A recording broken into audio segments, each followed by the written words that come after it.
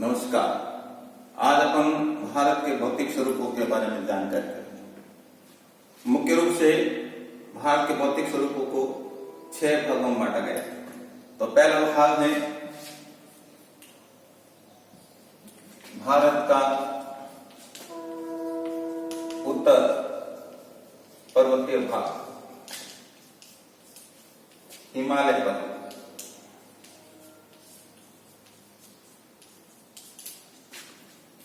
जब इसको मानचित्र पर अपन देखते हैं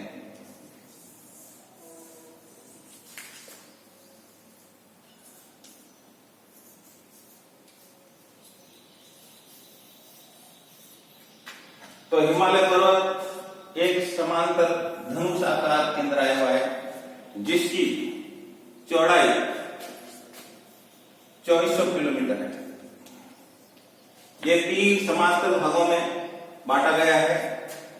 ऊपर का भाग है जिसको वृहद हिमालय बोला जाता है, और इसके ठीक नीचे का भाग है जिसको हम मध्य हिमालय बोलते हैं, जिसको हिमाचल प्रदेश भी बोला जाता है।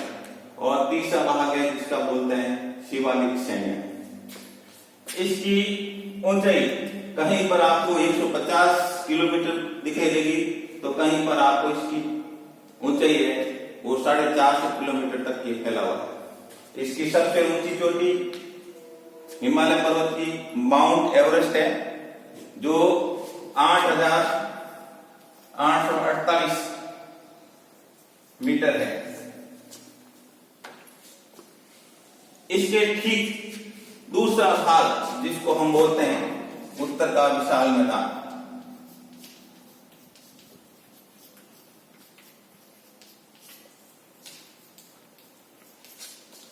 ये ठीक हिमालय पर्वत के दक्षिण में आया हुआ है।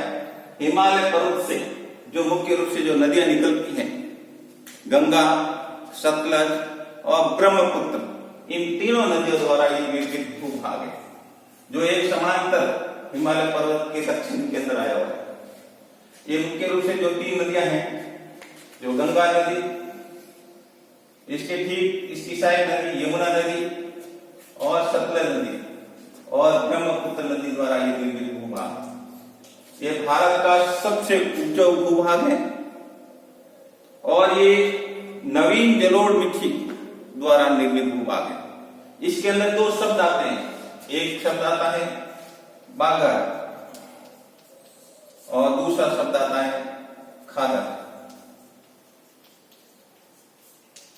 बागर उसको कहते हैं जब बरसात का पानी उस जमीन के ऊपर तक नहीं पहुंचता है, यानी ऊपरी भाग तक नहीं पहुंचता है, तो उसको हम बागर कहते हैं। और जो बरसात का पानी किसी जमीन के ऊपर तक पहुंच जाता है, तो उसको खादर कहते हैं। क्योंकि बागर है वो पुरानी जलोढ़ मिट्टी होती है, और खादर है वो नवीन जलोढ़ मिट्टी होती है। और सबसे ये उपजाऊ जमीन है, और भारत की सबसे कृषि ज्यादा इसी क्षेत्र में होती है। इस उत्तर पर्वतीय भाग के ठीक दक्षिण के अंदर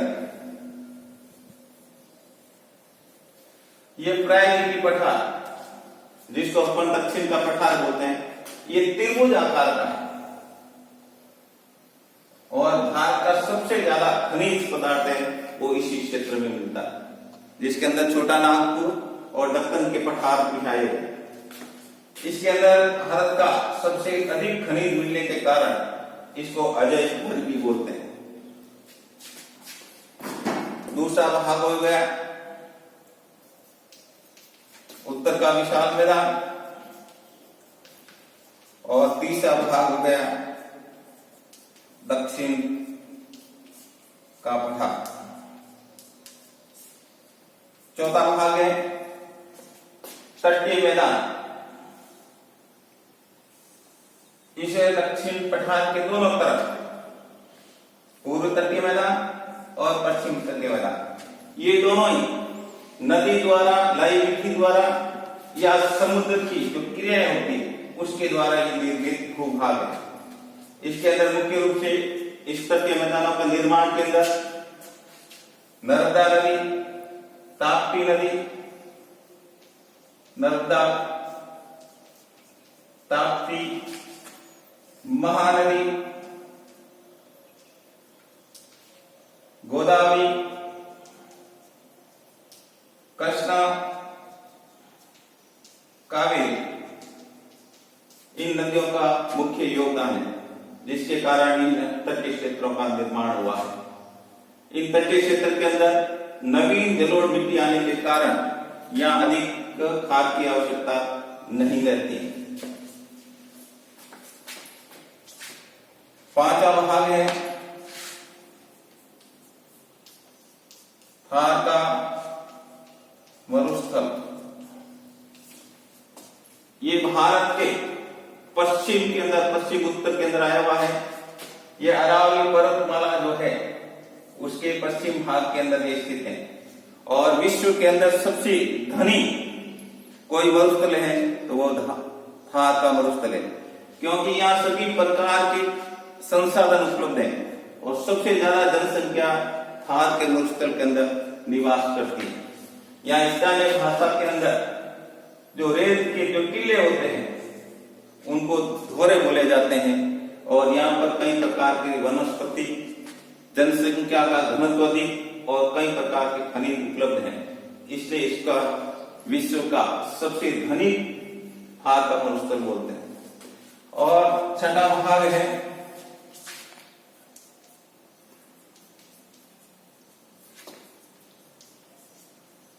द्वीप समूह।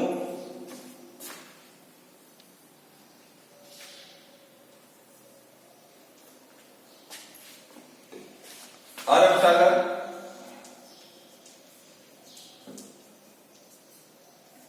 जिसके मध्य लक्षद्वीप आया हुआ है और पश्चिम के पूर्व के अंदर बंगाल की खाड़ी में अंडमान निकोबार द्वीप समूह आया हुआ है। ये ऊपर वाला जो भाग है ये अंडमान और नीचे वाला जो भाग है वो निकोबार है। और इसका जो अंतिम पॉइंट है, जो इंदिरा पॉइंट है, जो 8 डिग्री 4 मिनट से जो प्रारंभ होता भारत, ये यहाँ आया हुआ है। और दूसरा भारत का एक सक्रिय जो ज्वालामुखी है बैरन, वो अंडमान निकोबार, अंडमान के अंदर विद्यमान है। भारत के स्वरूप की विशेषताएं, उसकी जानकारी जब 6 भागों में अपन पढ़ते हैं तो उत्तर का विशाल मैदान, दूसरा उत्तर का पहला है उत्तर पर्वतीय भाग हिमालय पर्वत, दूसरा है उत्तर का विशाल मैदान, तीसरा है दक्षिण का पठार, चौथा थार का मरुस्थल, पांचवा है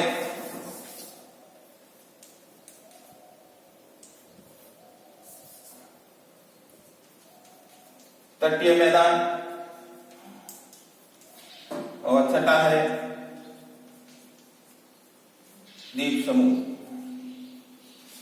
जब इसे भारत के मानचित्र को देखते हैं तो भारत के उत्तर के अंदर नेपाल और भूटान, तिब्बत,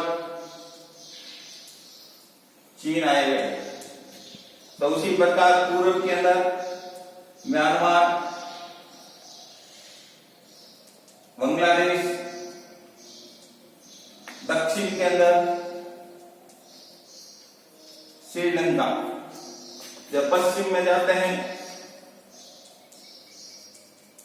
पाकिस्तान और ऊपर की तरफ है अफगानिस्तान। भारत के जो दक्षिण भाग है उसको प्रायद्वीप भी बोलते हैं। क्यों बोलते हैं?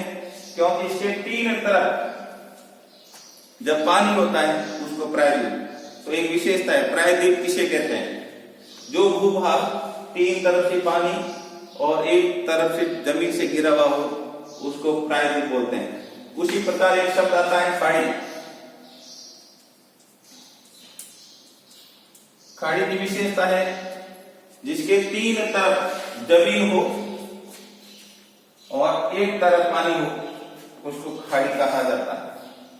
ये भारत की प्रमुख विशेषता है और इसी विशेषता के आधार पर अन्य देशों से भारत की तरफ, क्योंकि खनिज की दृष्टि से वनस्पति की दृष्टि से, जीव जंतुओं की दृष्टि से यदि भारत के बारे में जानकारी दी जाए तो एक महाद्वीप के अंदर जो विशेषताएं होती है वो संपूर्ण विशेषताएं इस भारत के अंदर प्राप्त होती है।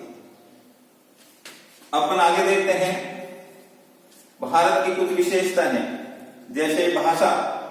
तो भारत के अंदर 122 भाषाएं हैं। उसी प्रकार जो मातृभाषाएं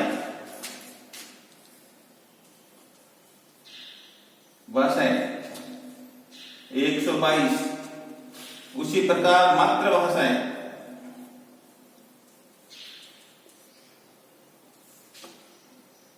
वो 234 भाषाएं, और जिन भाषाओं को भारत के अंदर संविधान के अनुसार मान्यता मिली है वो 22 भाषाएं हैं।